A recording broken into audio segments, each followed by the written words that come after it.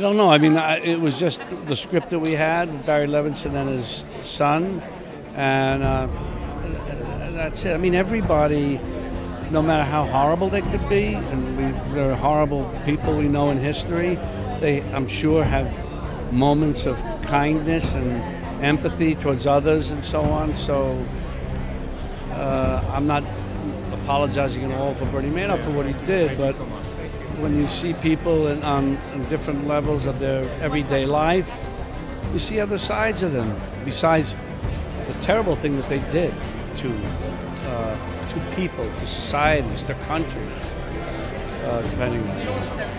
Okay. Well, I think it was just really a combination of everything. Amazing group of people on every level, and it was a really challenging part for me, daunting in many ways. So, what's the greatest takeaway in your opinion? What should people take away from this? Well, selfishly, I'm hoping that the takeaway for people is that she's innocent and she was in no way a part of this huge Ponzi scheme, and because that's the truth.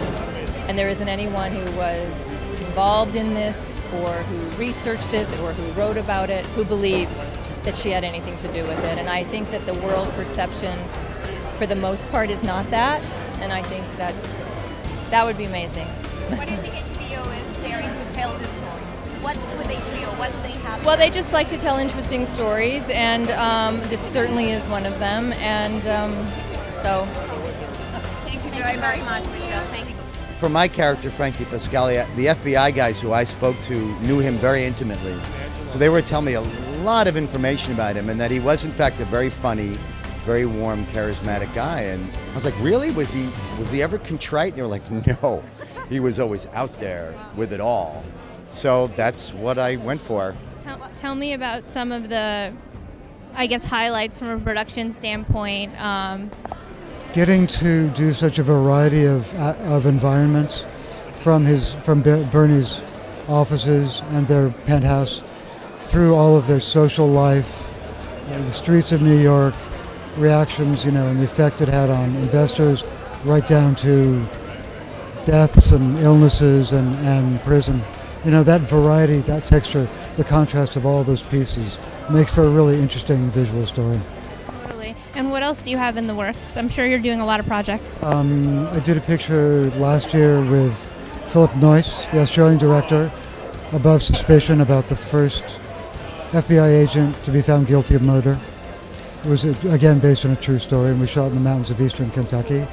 Hopefully that'll be coming out later this year. Thank you so much. Enjoy the premiere. Thanks so much. So, I mean, honestly, I was just so excited to be a part of it because of the team and the subject matter.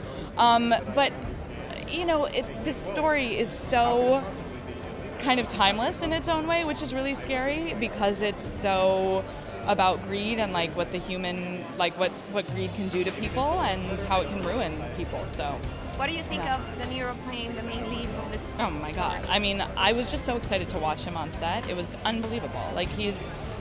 He's the king, and I think he killed it. And it was just so exciting to watch somebody so completely embody a role like that. So, yeah. Physically and emotionally. Yes, right? exactly, absolutely. I mean, he did.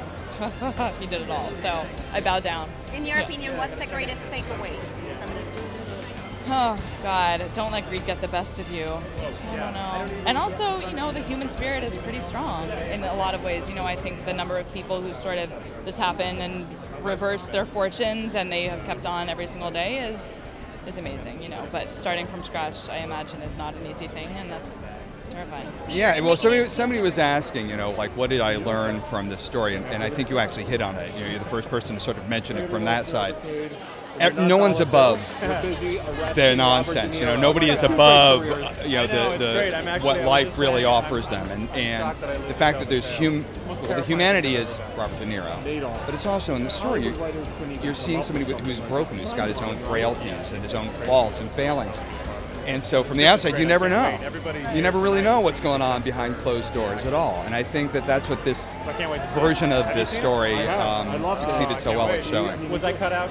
How was your preparation to deep dive into this character? And, Well, I play an FBI guy and an SEC FBI guy, and I think that the preparation was really preparing to work opposite Robert De Niro to some extent. And I was saying also that there's an irony because my character is playing a low-level guy, and this is the most famous money guy in the world. And I, as an actor, I work. He's like one of the most famous actors in the world. So there's this wonderful symmetry there. So I think I was nervous the day before, but once I sat with him, he's nice, he's professional, he knows what he's doing, and so the whole event was great. how much did you know about this story before? A lot. I mean, I'm a news hound and a history guy, and I'd been following it when it happened, and read up about it even more once I knew I was going to be in it. So I was fairly knowledgeable. What I didn't see was how much his family was duped. In my head, the family must have known more. And there's Kelly AuCoin. Hi, Kelly AuCoin. Yeah, it's so funny because I was just asking where he was. But I didn't realize that I thought the family knew more than they knew. Yeah, I thought the family knew more than they knew. So I thought in the film it felt like they were also taken advantage of, and certainly his wife and Michelle Pfeiffer. So, Well, congratulations. thank you so It's an much. amazing story. Thank you. Tell us a little bit about the role you play. I am the FBI agent who actually arrests Madoff. All I can think about as an actor is the fact that I put handcuffs on Robert De Niro, and I actually lived to tell the tale. He didn't turn around and Travis Bickle me, so I feel pretty fortunate. What most resonated with you about this story? Obviously, a lot of people know it, especially around the world, but especially New Yorkers. Tell me what resonated. I think that resonated with me most was the story of the sons in the subsequent years, and even in the fallout as the story was unfolding. I have not seen the film, so I've only seen the script, and I was surprised at how sympathetic I felt to everybody. And you're right, it is in question, but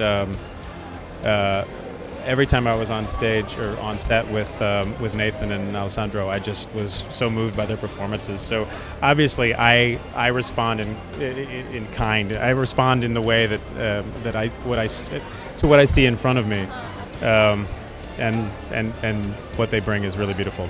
You're also on a little show called Billions. Tell me a little bit about the experience of working on that. Oh, it's great. It's I've made such good friends on the show, and I'm Team Axe. We're the Axe Capital bullpen guys and gals. We all get along great. We're buddies. It's a great show. Anything else coming up you'd like to share?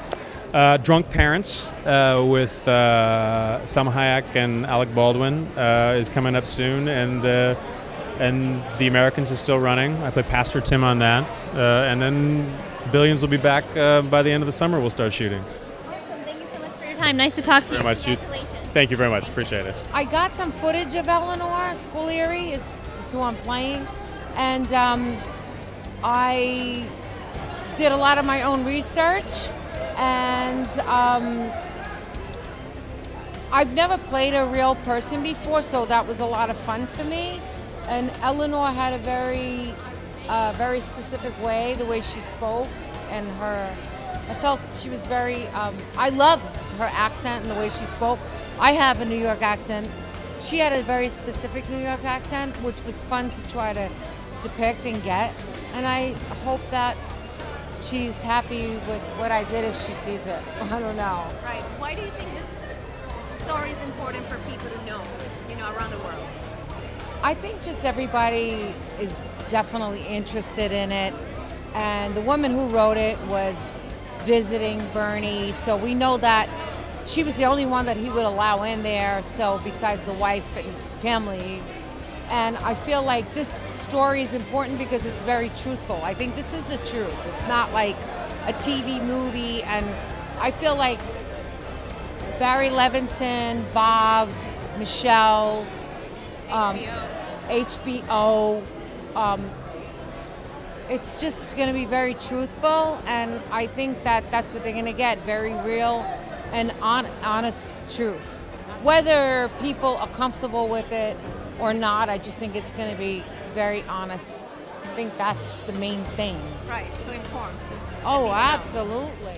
Yeah. Well, I mean, I think you can't present a monster as a monster because he obviously had to come across to these people as a decent man. And one of the aspects is how do you con people out of that amount of money? So you have to have a certain kind of disposition, personality, character that people buy into. And so you try to show that, and then you show the dynamic with a family and how he can. He's in a sense, we always think of the con artist as this slick guy. I tell you what I'm going to do. I got a thing you're not going to believe how he didn't work that way. He was a very quiet, reserved character. Well, basically said, I don't know if I want to take your money. That was the attitude he had, which drew people to want. Let me give it. Like, can I give you some money? And there's a line that says that exactly. Like people can give in their money without asking questions. So that was the con man, and that was a new tactic, and that's how he was able to build a Ponzi scheme that way. Right. So you want to show. You can't just show the financial. You have to be able to show the man and the dynamic. Absolutely. Was it always the Niro in your mind to play Bernie Madoff? Well, it was a perfect thing. Bob had ultimately had the rights originally. Right. Thank you so much. He had purchased the rights to it, so that's where it began. Right. And then I got involved, and we ultimately developed the script, and it went from there. Thank you so much. The family tragedy is a proxy for all the people that were affected by this. But ultimately, it coming home to his nearest and dearest was the thing that's most unimaginable. That somebody could have perpetrated something that would affect the people that he really loved in the way that it did. And disappointment, the tragedy, everything is there. Yeah. I mean, it's like Shakespeare or a Greek drama where everybody's dead on the stage by the end of it. Thank you so much. Enjoy the premiere. Thanks a lot. I don't know. I mean, I just started reading, like the book, the two books that the screenplay came from were very helpful. I mean, they just get into sort of details, and those just feed the imagination. I mean, you start with like a family. You've got, a close family, which thankfully I can relate to that part, and you kind of go from there. Why do you think this story is so important for people around the world to know? Gosh, I don't know. I don't know if this is any kind of an answer or if this is like a dodge, but okay, you take it. I think to see people behaving and living in circumstances like these, specific circumstances like these, it's instructive, it's illuminating, it's also, I think that it can soften us a little bit, because I think, and this movie especially, this is to highlight what we made. I think when the story happened, there was a lot of like, $65 billion, and it was all about the kind of the money and the scope of the crime, and it's like easy to forget that like we're all involved in that, and we all have families, and we all have secrets from those families, and we're all just trying to get along, and I think that always has value when it's honestly looked at. I totally agree. Okay. Thank you.